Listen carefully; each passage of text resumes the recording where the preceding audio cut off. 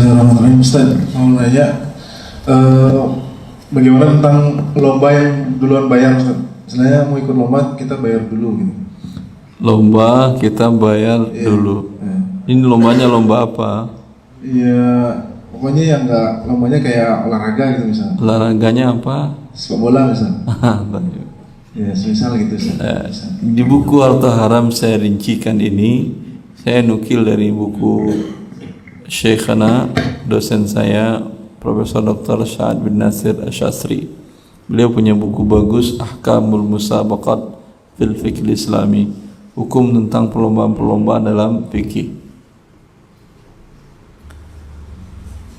Pertama, yang dalam Islam dan memang tabiat manusia saling ingin berlomba, tabiat manusia. Oleh karena itu Allah pun menyuruh kita untuk berlomba. Tapi apa yang materi yang diperlombakan? Fastabiqul khairat. Allah, berlomba-lombalah kalian dalam kebaikan. Ya. Pertama, kapan dikatakan sebuah kebaikan? Kalau Anda dapat inginkan imbalan, berarti bukan kebaikan. Kalau imbalan dari perlombaan tadi berarti bukan kebaikan. Tapi kalau tidak Anda inginkan, saling berlomba membantu kaum muslimin, berlomba menghafal Al-Quran, yang Anda inginkan hanya pahala dari Allah. Ini memang manusia dengan berlomba itu terpacu semangatnya. Sama juga Anda mengajarkan anak-anak kecil, mereka masih kadang sholat, kadang ini, kakak adiknya Anda bilang, Masya Allah, ayo kakak bangun duluan, yang bangun duluan atau adik bangun duluan. Siapa yang bangun duluan? Insya Allah menjadi anak ayah yang tersayang.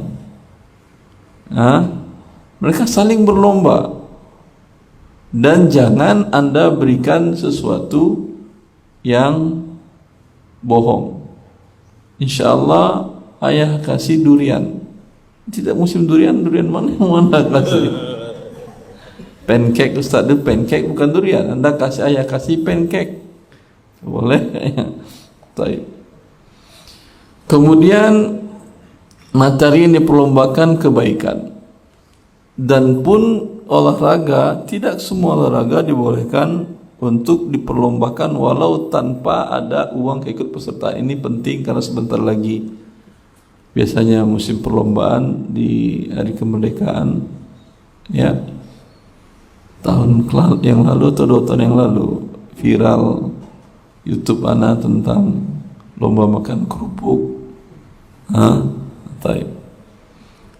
Saya tulis dalam Ahkam Musabaqat tersebut karena Rasulullah pada dasarnya tidak boleh perlombaan tadi dapat hadiah walau tanpa Anda ikut membayar, walau ikutnya tanpa bayar. Kata Rasulullah SAW, la sabaqa illa fi khuffin aw hafirin aw nasrin.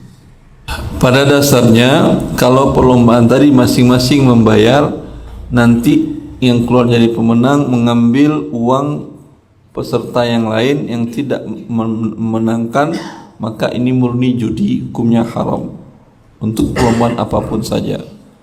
Walaupun perlombaan tilawah Quran atau tahfiz Quran, kalau untuk ikutnya berbayar, ya, dan yang menang dapat dari hadiah dari sponsor dan dari uang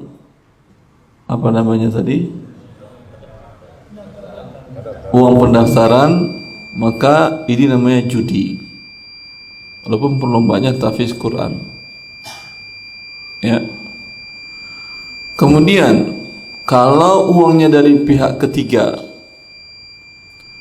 boleh untuk 3 perlombaan saja.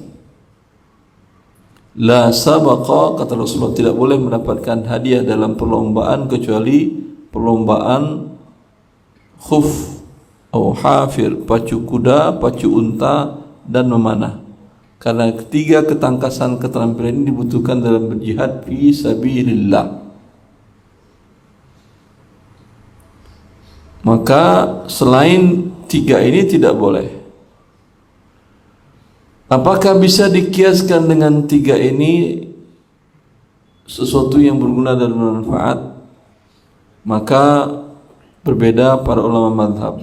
Sebagian ulama madhab, dan ini madhab Syafi'iyah, kemudian diperkuat oleh banyak para ulama mu'asirin, kalau materi ini perlombakannya bermanfaat, sama dengan tadi, seperti sebagaimana Islam disebarkan dengan keterampilan 2 tadi dan 3 tadi, Islam juga disebarkan dengan ilmu pengetahuan dan hujjah. Maka lomba umpamanya hafal Quran, lomba hafal hadis, memahami Quran, memahami hadis, atau lomba karya ilmiah yang berguna untuk kehidupan manusia, ini dibolehkan mendapat hadiah dari pihak ketiga dengan syarat mereka tidak ikut uang, tidak membayar uang ke pendaftaran. Jelas? Yang semakna dengan itu boleh. Yang tidak semakna dengan itu, seperti bola, main bola, biasanya kalau Agustusan apa aja acara lombanya lagi, panjat pinang, makan kerupuk, balap karung dan lain-lain. Ini kan tidak berguna untuk perang. Apakah orang perang pakai kerupuk? Orang perang pakai karung? Maka bila tidak berguna, hukum asalnya terlarang mendapatkan hadiah. Mau berlomba main tanpa hadiah silakan, baik hadiah tanpa uang pendaftaran ataupun pakai, apalagi kalau uang pendaftaran, jelas judi. Tanpa uang pendaftaran pun tidak boleh. Umpamanya panitia atau sponsor memberikan, yang menang balap karung saya kasih umpamanya sekarung emas, ya, tidak boleh, haram. Karena Rasulullah melarang itu. Main bola juga bagian dari itu. Apa hikmahnya Islam melarang? Bila sesuatu larangan dari agama Allah, larangan dari Allah dan Rasulnya, pasti itu kebaikan manusia. Bila dilanggar, maka rusak kehidupan ini. Ibn Qayyim al-Jaziyah dalam bukunya Al-Furusiyah tentang ketangkasan berkuda, beliau menjelaskan hikmah dari larangan tersebut. Bila untuk perlombaan yang mubah, ini kan perlombaannya asalnya mubah, main bola nggak ada masalah dalam Islam.